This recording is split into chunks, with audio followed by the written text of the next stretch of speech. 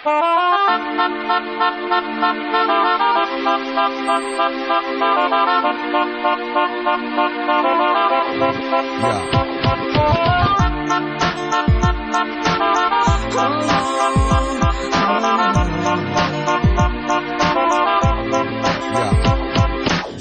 gözlerin bana bakar, sözlerin canım yakar.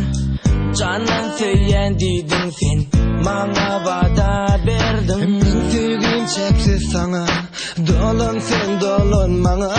Dolan gel sen, gel dolan ay. Gözlerimi yumup men yatlayarım men seni. Yüreğimi dağlayan neme duygulum oynayan.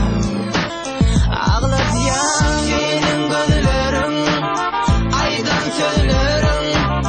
Doymarım senin geçmeyin menden.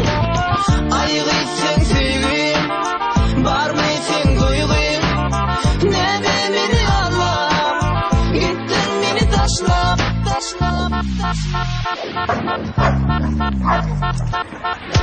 İlkinci sevgimi men bahşettim yarım sana.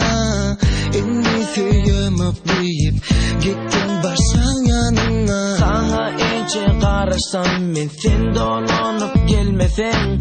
Dolan gelsin gel dolan ay. Gözlerimi yumup men yatlayarım men seni.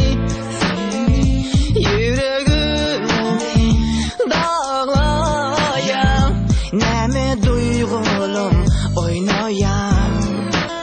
Ağlatyan senin gözlerin, aydan sözlerin.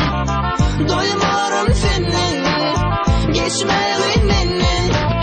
Aygıtsın sevgim, barmaysın duygum.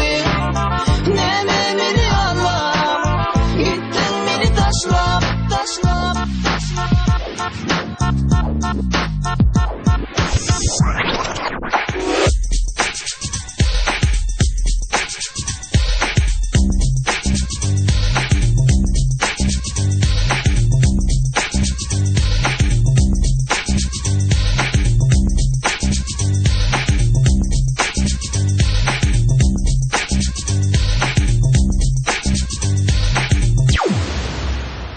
Gözlerimi yumup men yatlayarım men seni.